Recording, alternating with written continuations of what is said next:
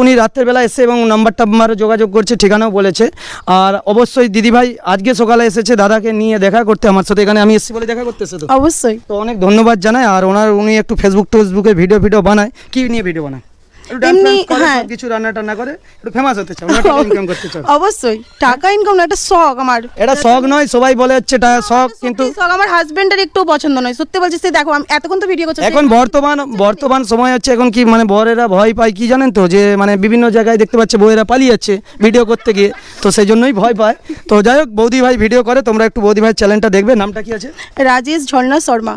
তো dance fans করে, রান্না বান্না করে, আপনারা একটু সবাই সাপোর্ট করবেন যারা দর্শক বন্ধুরা রয়েছে।